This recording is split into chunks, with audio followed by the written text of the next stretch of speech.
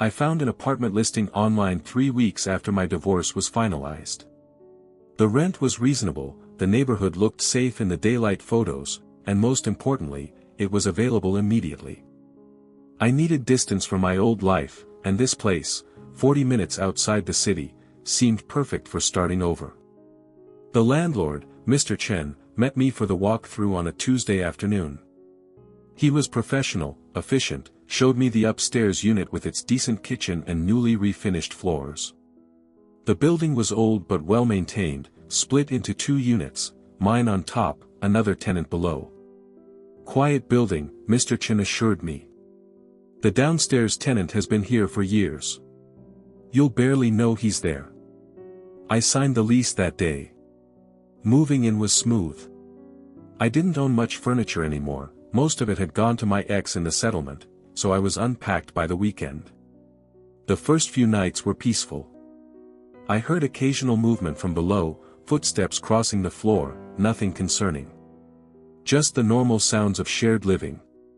On my 4th night there, I was cooking dinner when I heard it, a rhythmic thumping from directly beneath my feet. It continued for several minutes, steady and deliberate. I paused, spatula in hand, listening. The sound stopped as suddenly as it had started. I told myself it was nothing. Maybe he was exercising. Rearranging furniture. Old buildings carried sound in strange ways. The thumping came again the next night. Same time, around 7:30 p.m., same location beneath my kitchen. This time I walked to different parts of the apartment, trying to pinpoint where it was coming from. It seemed to follow me. When I stood in the kitchen, it came from below the kitchen.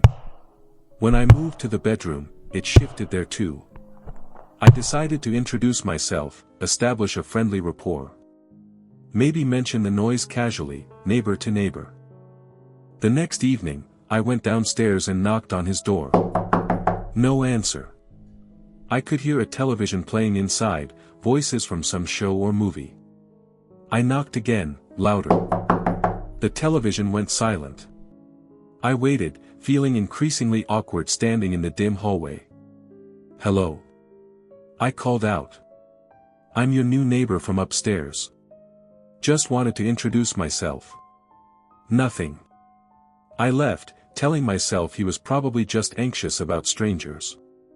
Some people were like that. But that night, the thumping was different. It was faster, more insistent, and it went on for over an hour.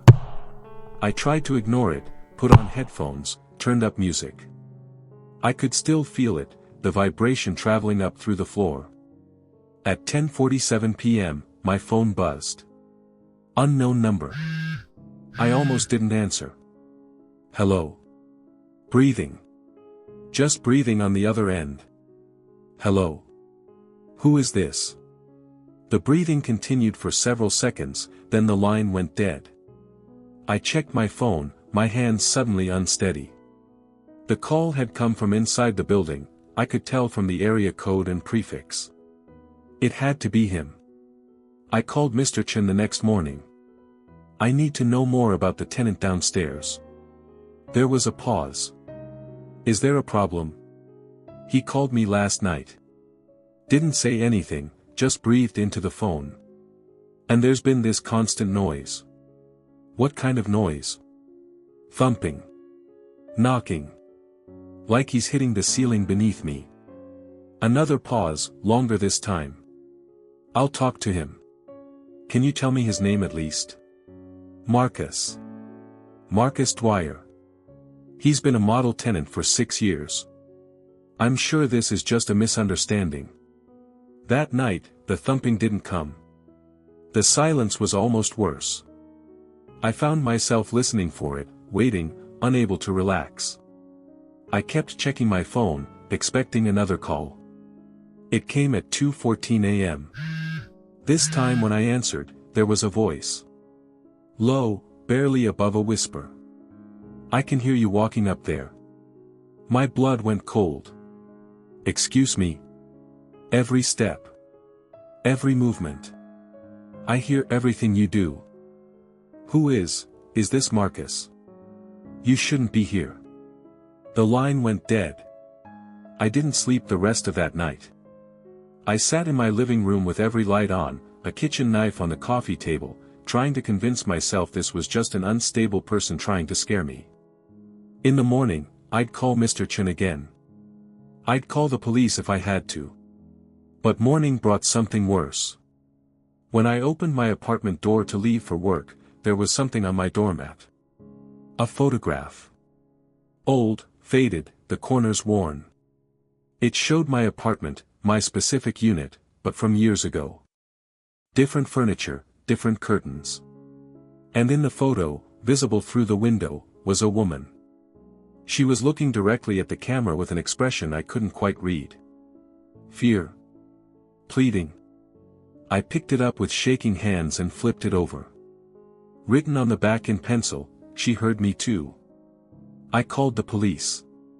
They came, took a report, photographed the picture. They went downstairs and knocked on Marcus's door.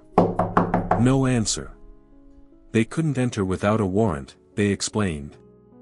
Had he threatened me directly? Had he broken any laws? He's harassing me, I insisted. We'll increase patrols in the area, the older officer said, but his tone suggested this wasn't a priority. Install a security camera if you're concerned. Document everything. They left. I called Mr. Chen and demanded to break my lease.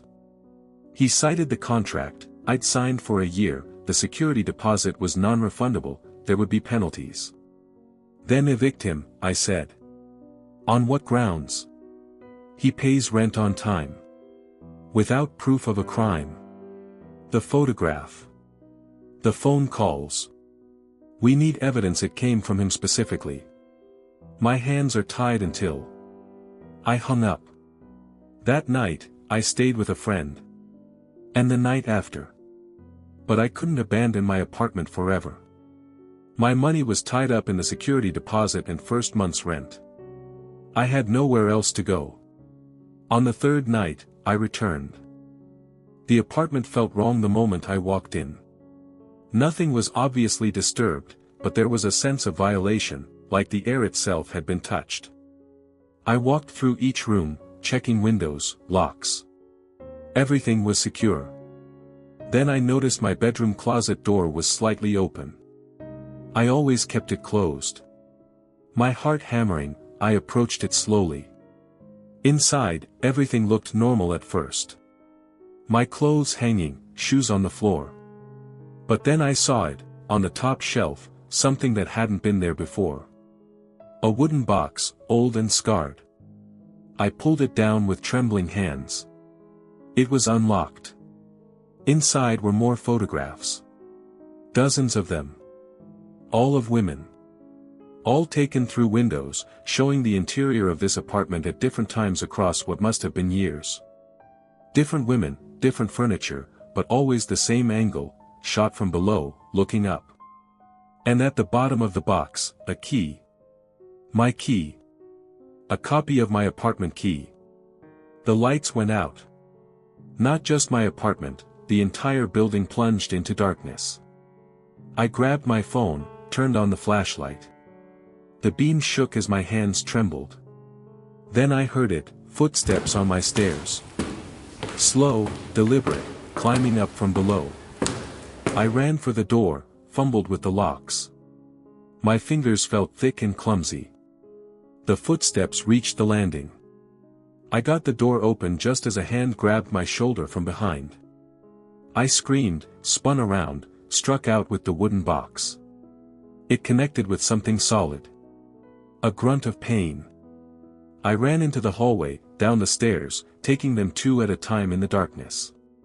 Behind me, I could hear him following, faster now. I hit the ground floor and crashed through the building's front door into the street. I didn't stop running until I reached the gas station 3 blocks away. The attendant called the police while I stood there, shaking, still clutching the box of photographs. This time, with evidence, they got their warrant. What they found in Marcus's apartment made the local news. A workshop in his basement. Surveillance equipment. Cameras hidden in the walls and ceiling of my unit, installed years ago, feeding directly to monitors in his apartment. They found journals too, detailed logs of every woman who'd lived upstairs for the past 6 years. What they did, when they slept, their routines, their habits. And they found his plans for me. I never went back to that apartment. Mr. Chen released me from the lease without penalty. Marcus was arrested, charged with stalking, breaking and entering, illegal surveillance. They're still investigating what happened to the women in the photographs. 3 of them are missing. Just never returned to the apartment one day, their belongings eventually cleared out. I live in a single-family home now, no shared walls, no one below or above me. But I still check every room when I come home. Still look for cameras. Still listen for sounds that shouldn't be there. Because I know now, the scariest monsters don't live in the shadows. They live in the apartment beneath you, listening to your every step, waiting for their moment.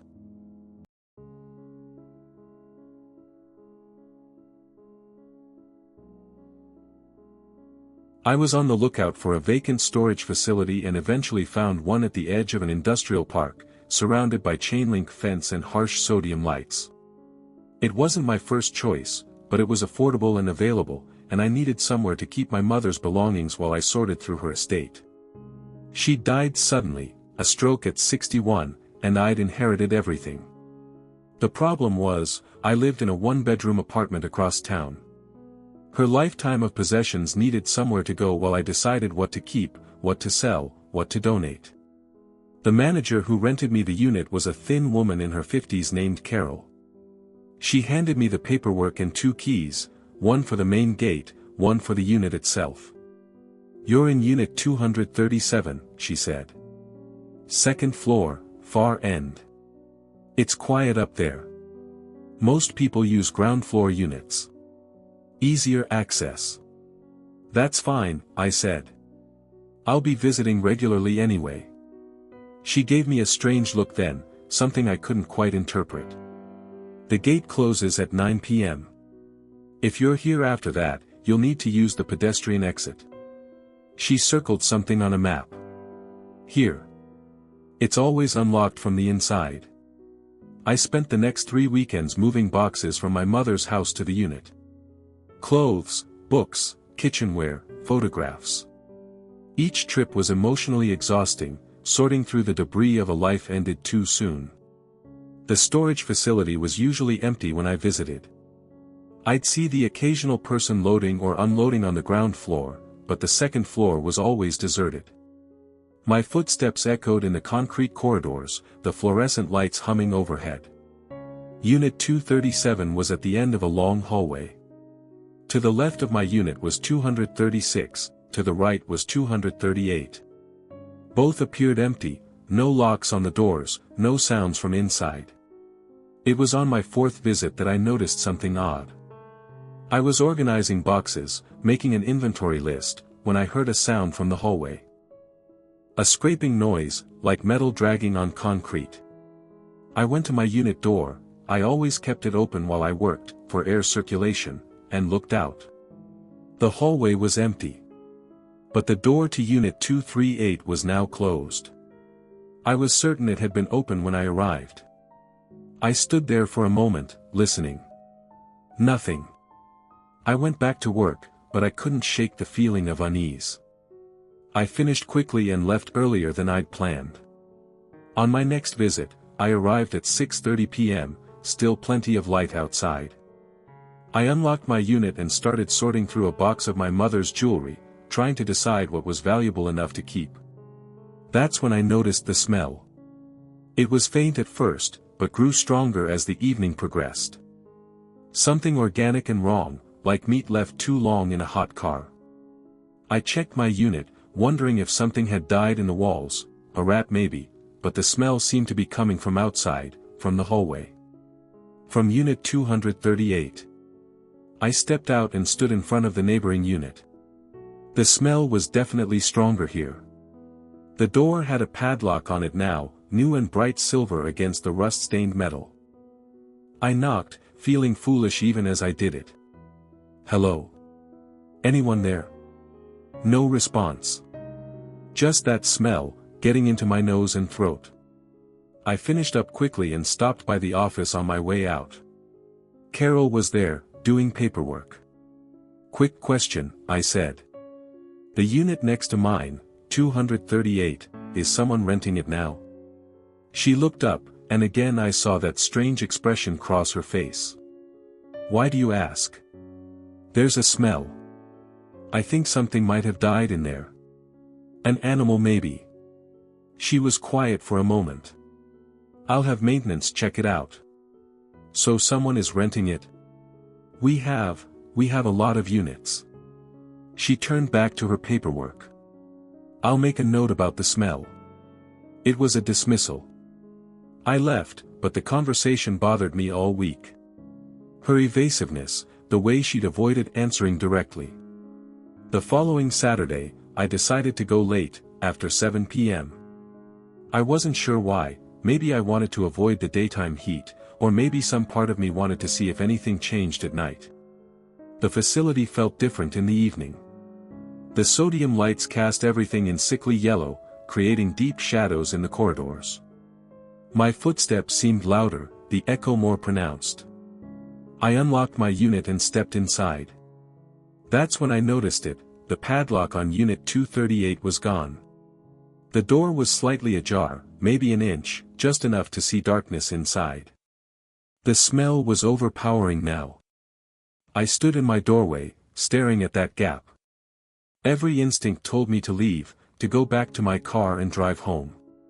But I couldn't move. I was transfixed by that open door, by what might be inside. "Hello?" I called out. My voice sounded small in the empty corridor.